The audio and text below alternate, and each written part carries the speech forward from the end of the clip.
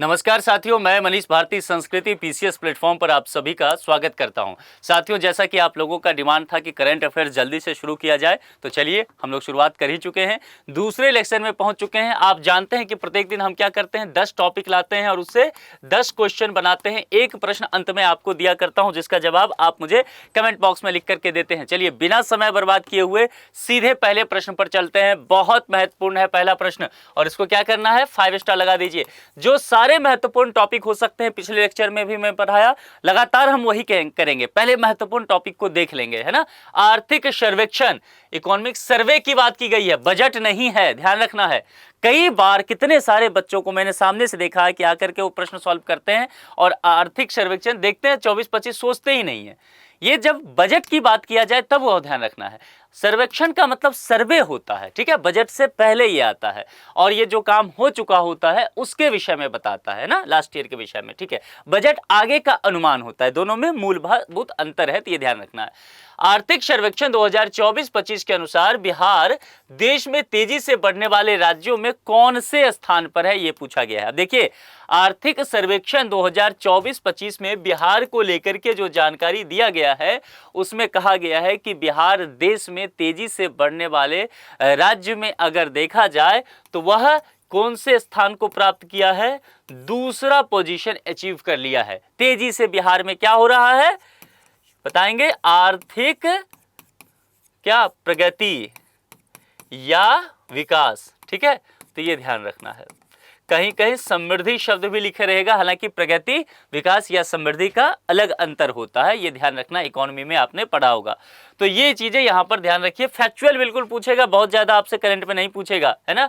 तो अच्छा, पहले स्थान पर कौन रहा, जरा आपके लिए असाइनमेंट है, लिख के बताइए। बिहार अगर दूसरे पर तो पहले पर कौन रहा है, ये आपको बताना है, ठीक है। दूसरा स्थान बी विकल्प के साथ चलना है।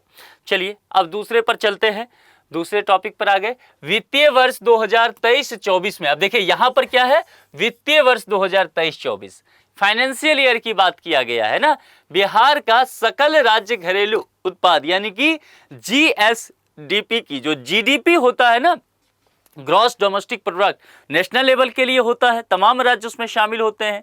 अब जब स्टेट की बात किया जाएगा तो उसको जीएसडीपी कहते हैं। तो कहा गया है कि वर्तमान मूल्य पर कितना अनुमानित है, और ये वित्तीय वर्ष 2023-24 को लेकर के बात करना है। अब ये बात फिर कहां से पता चलेगा, ये भी हमें पता चलेगा दोस्तों, वह कहां से, आर्थिक सर्वेक्षण से चलना है लेकर के, है ना। देखिए इसीलिए मैंने कहा कि आर्थिक सर्वेक्षण पढ़ना जरूरी है। और 23-24 की बात किया गया है, तो किसका आर्थिक सर्वेक्षण देखेंगे, 23-24 का। इस सबसे प्रश्न रहेगा, हल्के में नहीं लेना है।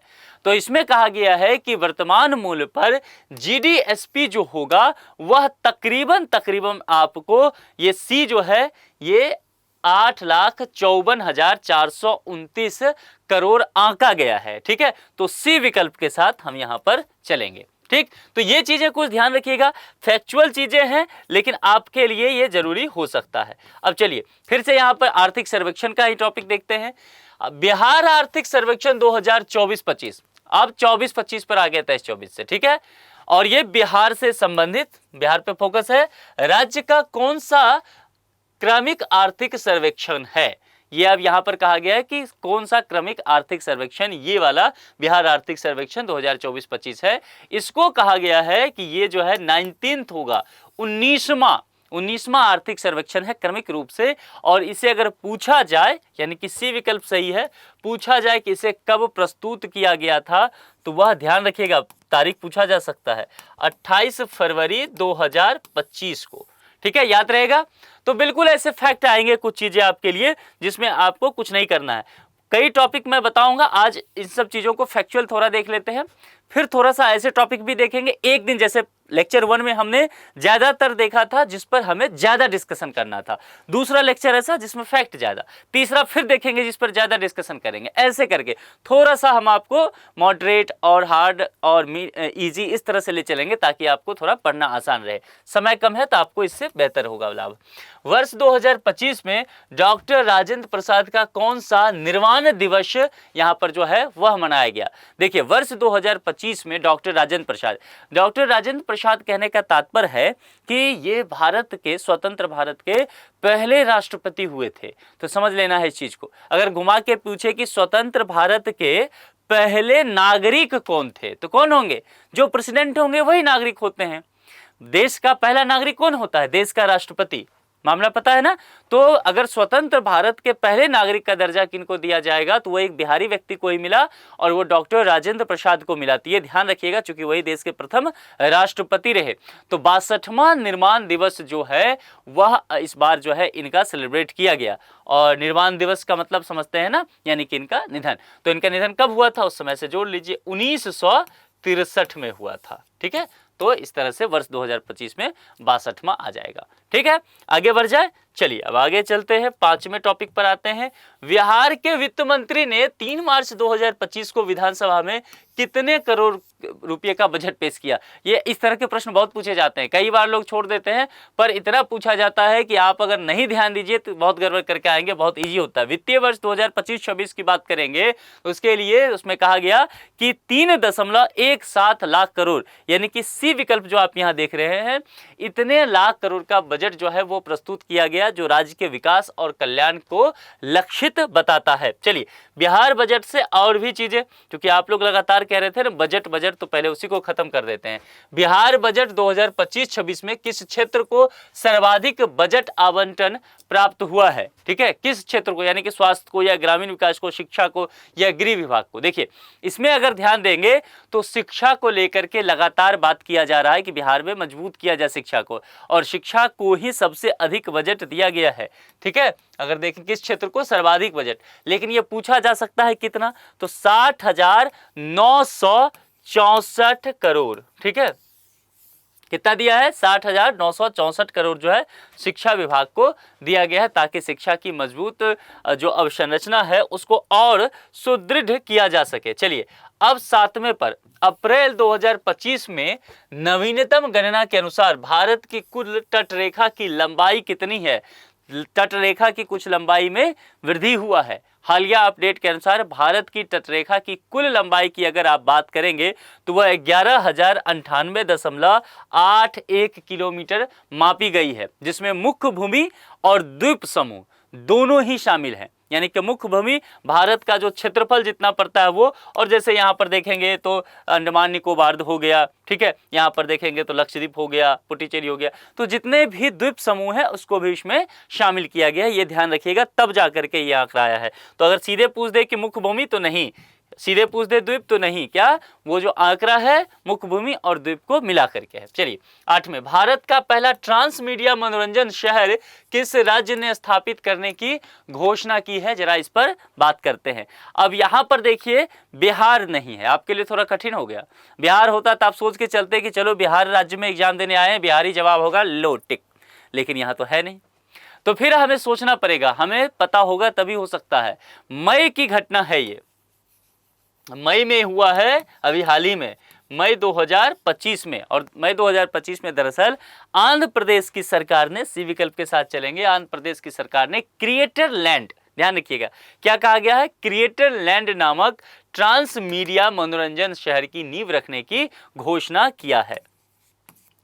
क्रिएटर लैंड नोट कर लीजिए, अगर पूछ दिया जाए सिर्फ कि क्रिएटर लैंड किस सरकार के द्वारा घोषणा किया गया तो आंध्र प्रदेश। ठीक है, तो ये चीजें आपको पता होनी चाहिए। चलिए आगे बढ़ जाएं, 9वें पर चलें। वर्ष 2025-26 के लिए प्राक्कलन समिति का अध्यक्ष किसे चुना गया है? समिति, विभिन्न समितियां आप जानते हैं ना, आपने पढ़ा होगा, तो यहां पर वही बातें की गई है। 1 मई 2025 को लोकसभा अध्यक्ष अभी कौन है? ओम बिरला साहब। तो 1 मई 2025 को लोकसभा अध्यक्ष ओम बिरला ने भाजपा के सांसद हैं डॉक्टर संजय जायसवाल। संजय जायसवाल बिहार से ही संबंधित हैं, इसीलिए महत्वपूर्ण होगा। तो डॉक्टर संजय जायसवाल को वर्ष 2025-26 के लिए प्राक्कलन समिति का अध्यक्ष चुन लिया है। किस संजय जायसवाल जाएंगे बी विकल्प के साथ, और वर्ष 25-26 के लिए, क्योंकि बिहार से संबंधित है तो इसीलिए थोड़ा सा ध्यान आपको रखना है। ठीक है, बी विकल्प होगा इसका सही जवाब। अब चलिए 10वें प्रश्न पर चलते हैं, आज का आखिरी प्रश्न। मई 2025 में भारत का पहला, देखिए इंपॉर्टेंट शब्द को सिर्फ देखिए, हम क्वेश्चन को सॉल्व नहीं करेंगे, टॉपिक नहीं समझना है।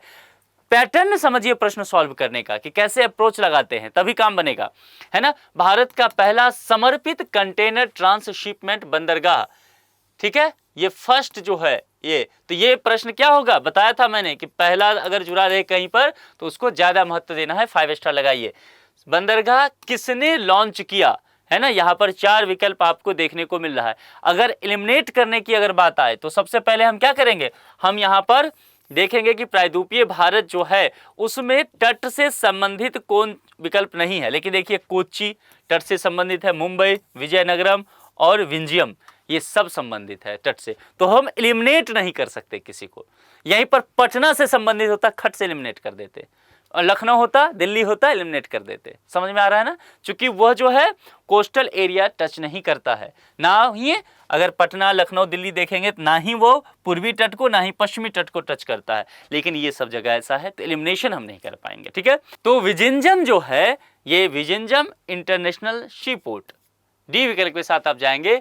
इसको भारत का पहला समर्पित कंटेनर ट्रांसशिपमेंट बंदरगाह जो है वह घोषित किया गया है, और इसका उद्घाटन कब हुआ, ध्यान रखिए, मई 2025 है ना, इसके आगे बस 2 लिख लीजिए, 2 मई 2025 को किया गया। और ये पूछा जा सकता है किसके द्वारा, तो पीएम मोदी के द्वारा।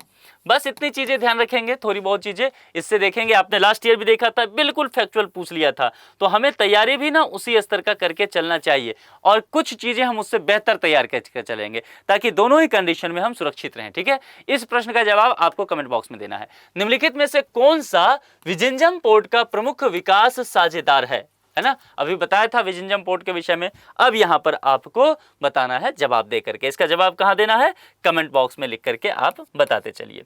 तो आज के लिए इतना ही।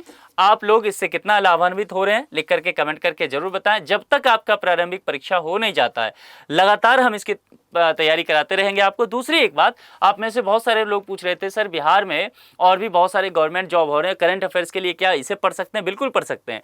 जहां जहां भी आपको बिहार में कोई भी गवर्नमेंट जॉब का हो, करंट अफेयर्स में धूमधाम से जो पढ़ा रहा हूँ, पीसीएस के लिए वही सब टॉपिक है, उससे बाहर क्या आएगा, तो सबको अच्छे से पढ़ डालिए, कोई भी कंपटीशन हो निकल जाएगा, ठीक है। आज के लिए इतना ही, अपना बेहद ख्याल रखिए, बहुत बहुत शुक्रिया, थैंक यू सो मच।